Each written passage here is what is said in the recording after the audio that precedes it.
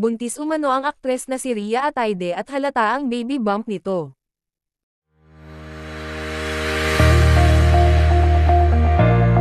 Noong June 1, 2024, kinakongratulate ng Facebook page na Kaloy Gamang si Rhea at ang asawa nitong si Zanjo Marudo sa paparating daw nilang baby.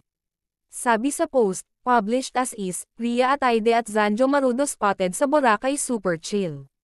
Blumang pa si Rhea Atayde at halata na ang kanyang baby bump. Congrats lovely couple Mr. and Mrs. Marudo.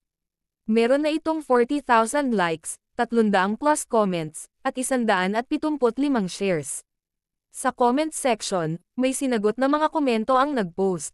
Saad ng isang netizen, published as is, super deny pa family nila, lalo na sister niya na di buntis ang ate niya. Then, buntis pala, ano naman kaya?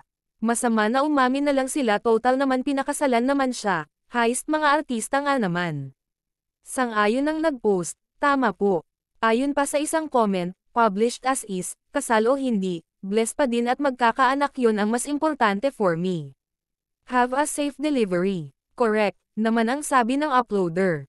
Sabi ng isa pa, published as is, laki na ng tiyan, congrats. Natutuwa talaga ako sa mga nabubuntis na artista. Blessing, naman ang sagot ng Facebook user. Tinanong ng Pep, ang uploader kung siya ba ang may kuhan ng larawan o may nagpadala lamang nito sa kanya. Pero, hindi pa ito tumugon sa kanilang mensahe. Noong nakaraang March 3, 2024, mariing itinanggi ng kapamilya actress na si Gela Atayde na buntis ang nakatatanda niyang kapatid na si Rhea.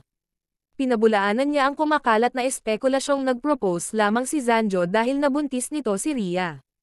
February 20, 2024, inanunsyo ni Rhea sa pamamagitan ng social media na engaged na sila ni Zanjo. Ani Gela, kahit matagal ng plano ni Rhea at Zanjo na bumuo ng sarili nilang pamilya ay isinasaalang-alang din daw ng mga ito ang pagkakaroon ng sakit ni Rhea na PCOS o Polycystic Ovary Syndrome. Kung sakasakali rin daw magkaanak si Rhea ay hindi naman tutol ang kanilang pamilya, lalo na't nasa tamang edad na sila. Saad ni Gela, for me, I can't say much yet. For now, no, hindi buntis. They're trying, that's for sure. My sister has PCOS and it would be a miracle if she has a child. Well, at least my parents also are supportive for that. My sister nga kasi is at the age, turning 32 this year, medyo kailangan na din. Si Zanjo ay mag-42 naman sa July.